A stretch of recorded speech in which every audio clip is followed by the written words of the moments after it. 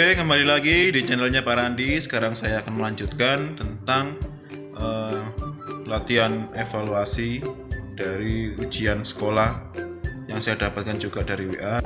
Sekarang kita lanjutkan nomor 5. Di sini pernyataannya ditanyakan tentang hubungan antara proses sosialisasi dengan apa dari deskripsi yang ada di atas. Saya bacakan, kedua orang tua Bimo adalah seorang pembisnis yang sibuk. Tidak jarang kedua orang tuanya harus keluar kota untuk mengurus bisnis mereka.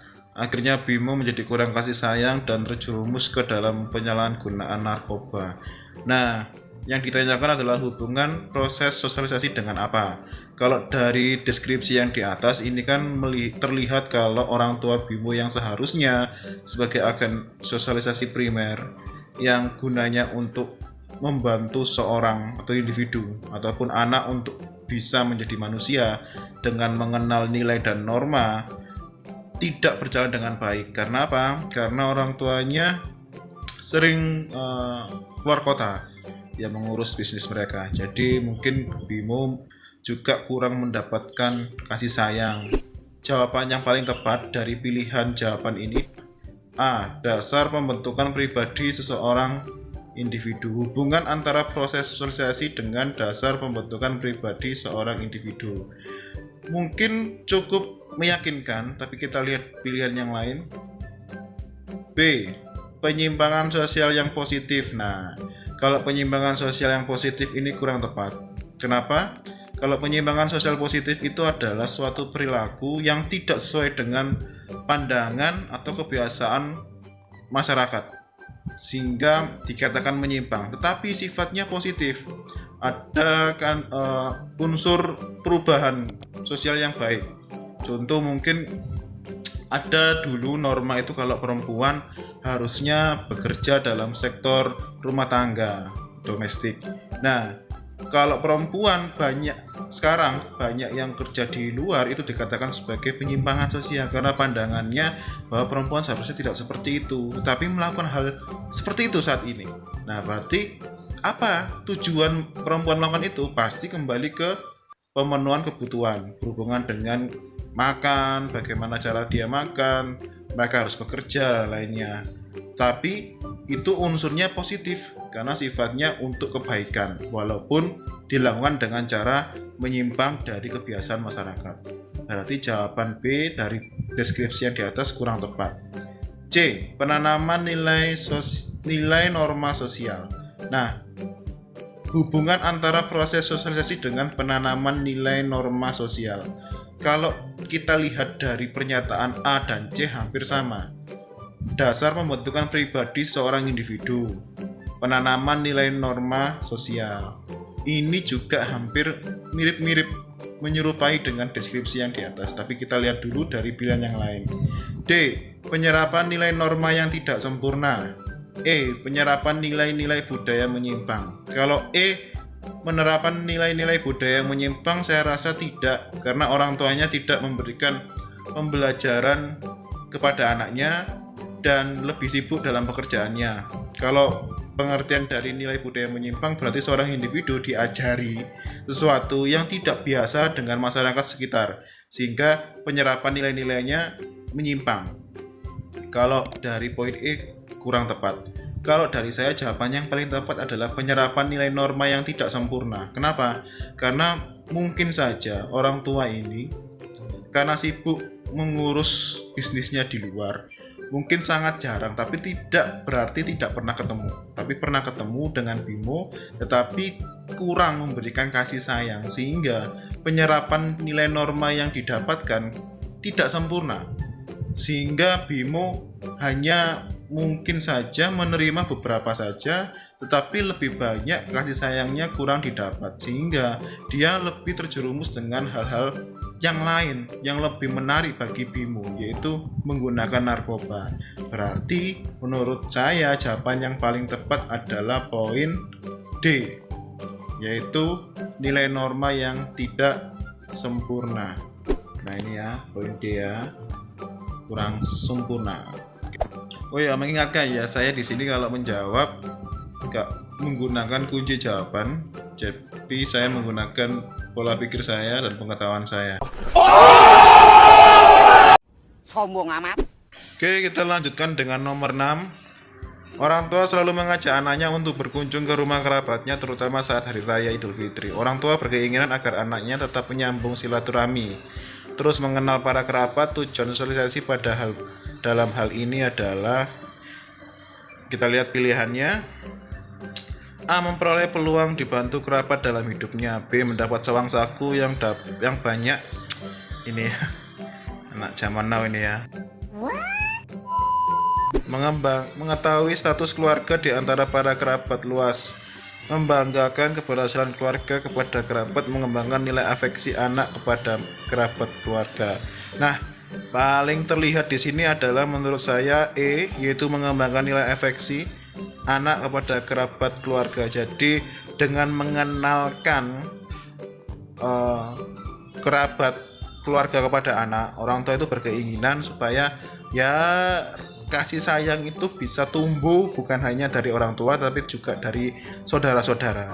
Jadi menurut saya tujuan sosialisasi kan, dalam sosialisasi keluarga itu atau lembaga keluarga ada tujuan afeksi, ada nilai afeksi. Maka menurut saya yang paling tepat adalah E, mengembangkan nilai kasih sayang anak kepada kerabat keluarga dengan mengenalkannya dengan anggota keluarga, yaitu dengan lewat silaturahmi. Bulet ya.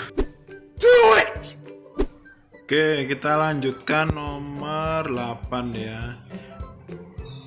Oke, guru memberikan ulangan bagi siswa-siswa di kelas yang mengukur capaian belajar. Dari hasil ulangan dapat dikelompokkan siswa yang pandai, sangat pandai, dan kurang pandai. Panji yang tadinya tergolong kelompok bawah tekun belajar sekarang menjadi peringkat 3 di kelas. Sifat stratifikasi seperti ilustrasi menunjukkan bahwa A. Terjadi pembagian 3 kelompok secara berjenjang. Memang di sini ada 3 kelompok jenjang yang menunjukkan ciri khas stratifikasi. Kalau kalian masih ingat ya, saya mengingatkan kembali, stratifikasi itu adalah pembagian suatu kelompok sosial. Kalau berhubungan dengan stratifikasi sosial yang bertingkat hierarki. Jadi ada bawah, tengah, atas, dan sifatnya vertikal. Ya. Nah, dalam sifat stratifikasi itu ada 3. Yang pertama itu terbuka, semi terbuka, dan tertutup. Stratifikasi terbuka itu adalah setiap orang atau individu yang masuk dalam satu kelas sosial itu bisa berpindah kelas sosial baik ke atas ataupun ke bawah. Itu adalah ciri khas dari stratifikasi terbuka. Kalau stratifikasi tertutup adalah stratifikasi yang tidak memungkinkan individu untuk bisa berpindah kelas sosial atau berpindah tempat baik ke atas maupun ke bawah. Contohnya itu seperti apa ya? Kasta. Nah, kalau kalian masih ingat kasta di agama Hindu di India, itu ada kasta Brahmana, Ksatria, Waisya, Sudra. Nah, di mana setiap orang yang terlahir sebagai kasta tertentu itu tidak bisa turun ataupun naik ke kasta yang lain karena penentuan kelas sosialnya sudah ditentukan sejak lahir. Kalau semi terbuka itu kalau nggak salah dia itu memiliki kesempatan untuk pindah kelas, tetapi juga ada beberapa hal yang lain yang tidak mungkin dia bisa pindah ke kelas lain, kelas sosial yang lain. Mungkin contohnya adalah ketika seorang priayi atau orang yang memiliki jabatan tertentu di daerahnya, ketika dia belajar ke kota lain yang jabatan priayinya tidak menentukan apapun dalam hidupnya di kota yang baru itu, dia harus mencari kelas sosialnya sendiri, mungkin kelas sosial ekonominya ataupun kekuasaannya sendiri. Nah, tapi ketika dia kembali ke kota yang lama, seorang priayi itu tetap mendapatkan porsinya sebagai seorang priayi atau orang terpandang. Nah, dari pernyataan ini terlihat jelas apa yang menjadi jawabannya. Kita lihat dari yang B dulu, setelah A ya, B ya. Tingkat keberhasilan siswa bersifat dinamis. Tingkat keberhasilan belajar siswa bersifat dinamis. Nah, ini cukup mendekati jawabannya. Seorang siswa tidak mungkin turun hasil belajarnya. Nggak bisa. Ya, ini berarti stratifikasi tertutup. Dan jawabannya salah karena ciri-ciri dari deskripsi di atas ini adalah terbuka. Juara kelas selalu siswa yang paling dekat dengan guru. Tidak ada pernyataan tersebut karena juara kelas itu dilihat dari ketekunan belajar. Lalu perubahan strata tergantung kevalitan alat ukurnya. Perubahan strata tergantung kevalitan alat ukurnya. Apa alat ukurnya?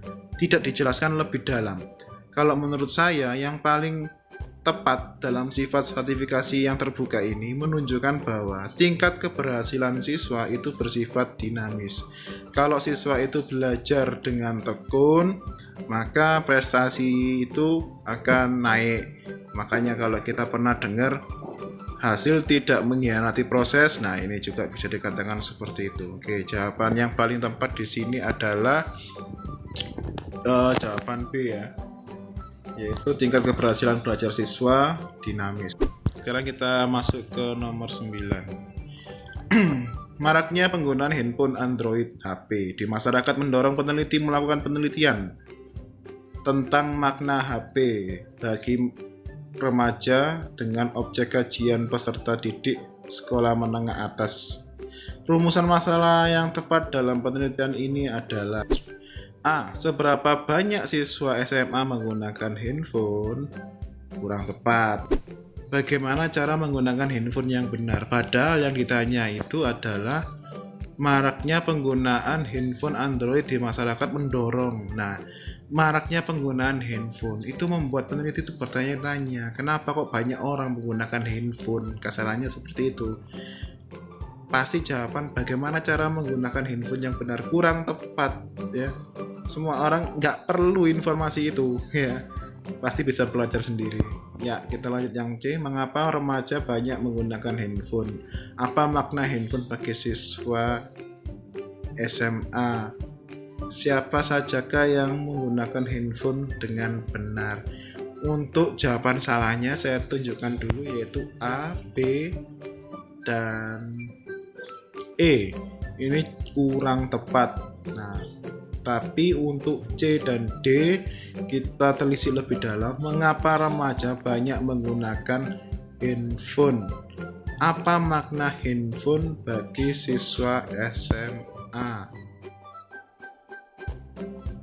Oke, menurut saya jawaban yang paling tepat adalah mengapa remaja banyak menggunakan handphone. Ya, itu menurut saya yang paling tepat, karena kalau ditanya mengapa pasti jawabannya panjang. Peneliti bisa menggali lebih banyak sumber berkaitan dengan pertanyaan mengapa. Kalau ditanyakan tentang apa makna handphone bagi siswa SMA, maka yang dicari oleh peneliti hanya makna handphone, bukan hal yang lain. Hanya sekedar makna handphone. Maka mungkin penelitiannya kurang mendalam. Jadi jawaban yang paling tepat di sini adalah mengapa remaja banyak menggunakan handphone. Itu bisa masuk ke makna, bisa masuk ke bagaimana cara mereka memakai merek handphone atau apa merek handphone yang banyak mereka gunakan, terus fungsi handphone dan lain-lainnya. Itu bisa masuk ke mengapa remaja banyak menggunakan handphone. Oke, sekarang kita lanjutkan dengan pertanyaan nomor 10. Perhatikan gambar hubungan antar kelompok berikut. Pedagang, pengemudi. Ya, di sini ada kotak di mana ada pedagang masuk ke golongan kelompok A, orang Minang. Pengemudi masuk ke kelompok B, orang Batak. Konsekuensi dari struktur sosial seperti bagian di atas adalah, di sini mereka tidak saling bertemu, kotaknya berdiri sendiri-sendiri. Muncul integrasi kelompok yang satu terhadap yang lain. Menurut saya kurang tepat, tidak ada proses integrasi di dalamnya, karena ini hanya pedagang dan pengemudi. Mudah dalam berkomunikasi karena saling sepaham. Tidak juga, karena mereka berbeda suku. Interaksi menimbulkan potensi konflik horizontal. Interaksi menimbulkan potensi konflik horizontal. Oke, kita lihat pilihan yang lain. Kerjasama antar keduanya membentuk kerukunan. Terjadi peleburan budaya pada kedua kelompok. Untuk yang E itu juga kurang tepat karena di sini tidak ada peleburan kebudayaan. Mereka punya profesi yang berbeda-beda dan setiap profesi didalami oleh orang dari sukunya sendiri. Maka jawaban yang mungkin lebih tepat itu menurut saya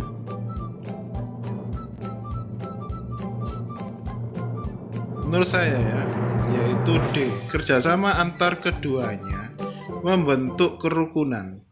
Nah, di sini maksud dari kerukunan itu bukan melebur, tetapi mereka menyadari perbedaan itu dan melakukan kerjasama. Kenapa kerjasama?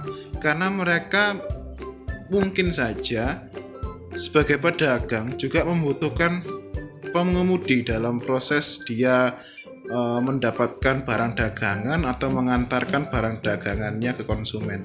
Dan pengemudi pula juga membutuhkan pedagang ketika mungkin ada permintaan dari customer untuk mengambil barang di pedagang atau sebaliknya. Ya, jawaban yang paling tepat menurut saya untuk nomor 10 adalah D ya, yang tadi ya, yang D, yaitu kerjasama antar keduanya membentuk kerukunan. Oke, mari kita lihat nomor 11. Perhatikan tabel mata pelajaran yang disukai siswa IPS. Makna data dari tabel tersebut adalah A. Kecintaan siswa pada suatu mata pelajaran tergantung gurunya. Di sini tidak ada pernyataan guru. Guru bahasa Indonesia sangat bersemangat dalam mengajar para siswanya, juga tidak ada. Di sini pernyataannya bahwa guru bahasa Indonesia itu semangat dalam mengajar. Matematika menjadi pelajaran yang ditakuti baik IPS. Di sini matematika 15% ya. Berarti bukan pelajaran yang paling tidak disukai ya. Karena yang paling tidak disukai ada dua mata pelajaran, yaitu geografi dan ekonomi. 10% dari siswa IPS bercita-cita menjadi ahli di bidang ekonomi. Mata pelajaran favorit bagi siswa IPS adalah sosiologi. Nah, yang paling tepat, yang pasti di sini karena pernyataan adalah mata pelajaran yang disukai ya, bukan bercita-cita menjadi ahli, tetapi hanya pelajaran saja. Berarti jawaban yang paling tepat pasti sudah terlihat, karena sosiologi presentasinya adalah 45% siswa menyukai pelajaran sosiologi. Maka jawabannya adalah E. Sosiologi sebagai mata pelajaran yang dikatakan favorit. Oke, sampai nomor 11 dulu. Sisanya akan kita bahas selanjutnya. Maaf juga kalau saya menjelaskannya sambil tiduran, karena memang lagi stay at home. Kita jaga jarak ya, dan jangan lupa jaga kesehatan. Dan yang terakhir, jangan lupa komen, like, subscribe channel saya. Terima kasih.